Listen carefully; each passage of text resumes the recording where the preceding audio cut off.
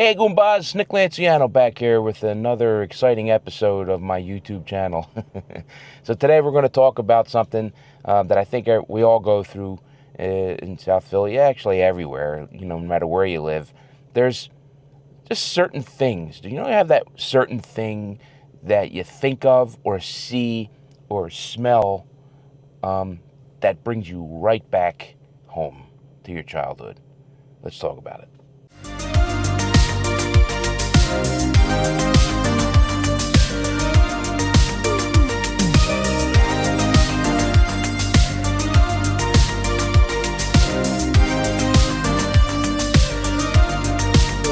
So, if I had to pick one thing, and one thing only, that brings me back to South Philly and growing up here, it would have to be gravy or sauce, whatever you guys want to call it, I don't care. But every Sunday morning, you wake up to gravy sauce being cooked, meatballs. That smell would just travel up the steps into the bedroom, wake you up, and you come downstairs and Sid Mark would be playing Frank Sinatra on the radio, and my mom or my dad would be making meatballs in the kitchen, and those smells, no matter where I go now, bring me right back to my childhood every single time, no doubt. So Passyunk Avenue is loaded with places that bring me back to my childhood in South Philly. You're going to also notice that a lot of it is food related, but you got to understand something. Growing up on a small street in South Philly, growing up in South Philly, period, there was food everywhere, all the time. You could just be minding your own business. You're walking up the street, you're walking up your street, you come out the door, whatever, and you smell gravy, sauce, whatever, meatballs, fresh chicken cutlets being pounded out and cooked. And then you got the regular bakeries that are on the corners, like Farragalley's in my neighborhood. That aroma would just fill the whole neighborhood. And you had no shot. You were going to grow up liking food. So this place back here, Mara's, my God, that place has been here, I don't know, around, I would say about 90 years, something around 100 years. It's one of the oldest Italian restaurants in the country. I believe Ralph's is the actual oldest. I think they're like 120 years old or something like that.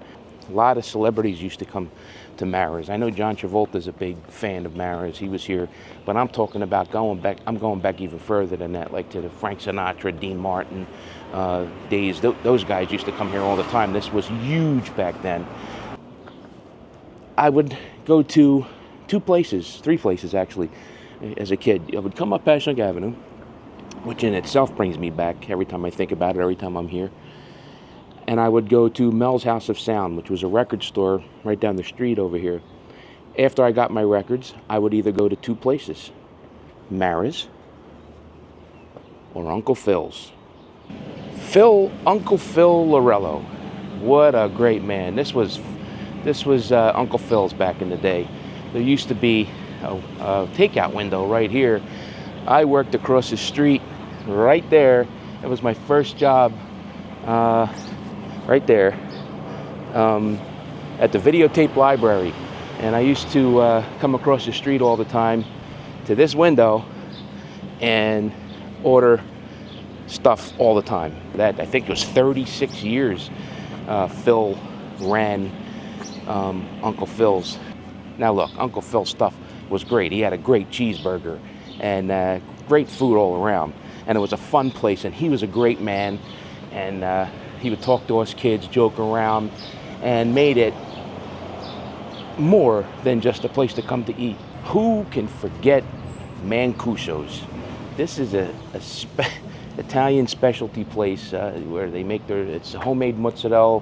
They got all kinds of lunch meats and cheeses, mostly cheeses. I remember coming here for cheeses when I was a kid with my mother. So it'd be a hot summer day, be walking up shopping, and right here used to be the window where you would order water ice. They had homemade water ice here. What a treat as a kid. You just slide open the window and you order your water ice. They come out and give you your cup of water ice, and what a treat that was in the summer. I mean, I like the cheese and everything, but the water ice is what the kids really want. The guys, I've been making films and movies since, God, I was 9 or 10 years old. So after coming up here, maybe we would stop, my mom would stop at Mancuso's and stuff like that. This store here used to be the Sterling Craft Camera Shop. And that's where I used to get my film for my cameras. My mom used to buy for me. And they used to sell these 15-minute versions of movies, like Sergeant York. It was black and white on these little reels. You would buy them like $15 or whatever. And I had made my basement on Wilder Street, or my mom's basement, into a movie theater.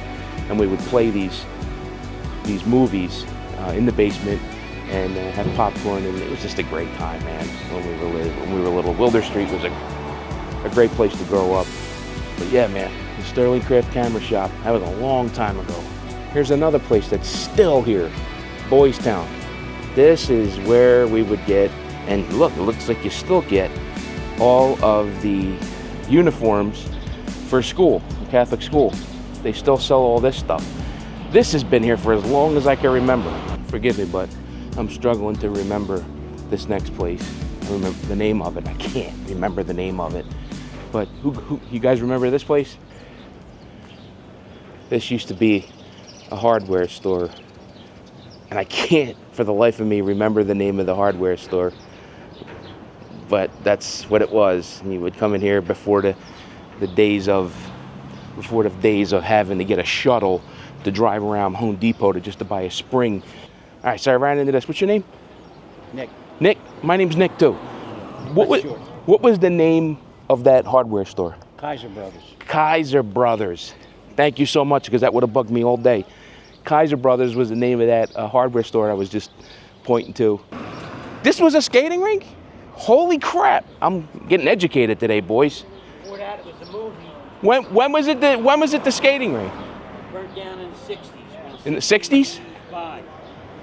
Wow. Yeah, so this parking lot on Passyunk Avenue used to be a skating rink before it was a parking lot. I only remember it as a parking lot. So of course, another thing, big thing, that brings me back is good old 12th and Dickinson, where I grew up. Across the street is where we spent most of our time here. Joe Abates, best water ice in the city. And oh man, it was just family. You know, a lot of wise guys hung out in here, and and he had great water ice. You can get hot dogs, you can get groceries, you could get, you know, you get anything at Joe Bates. He even sold like his Hawaiian shirts. It was like, he called it the general store. I guess it was, but there was so much. It was so much a part of our lives here for me and my friends that grew up at 12th and Dickinson. And when he closed, I for years, I'm not even making this up, for years I had dreams of this place. Me going in there. He had toys. I'm telling you, this guy had everything in there, and he was a great neighborhood guy. You know, he really cared about the people in the neighborhood. And man, it's just, these places just don't exist anymore. And if there's one thing I miss at 12th and Dickinson, it is Joe Bates. This used to be a barber shop, and the guy's name was One-Eyed Bob. He would be looking at you. You don't think he'd be cutting your hair, but his head would be this way, and you don't think he was looking at you. You know, and he would talk to you like this, you know, and cut the hair and everything. And you're like, what's my hair gonna look like back there? But it was just the way he had to turn his head in order to see you. Yep, One-Eyed Bob. What brings you back home? What brings you back to your home? What brings you back to South Philly if you lived here? I would love to know in the comments. Leave some comments. I love it. I love talking to you guys. And I guess I'll just see you next time on another exciting adventure of the Nick Lanciano vlog. See you later, Strapper. Remember Strapper?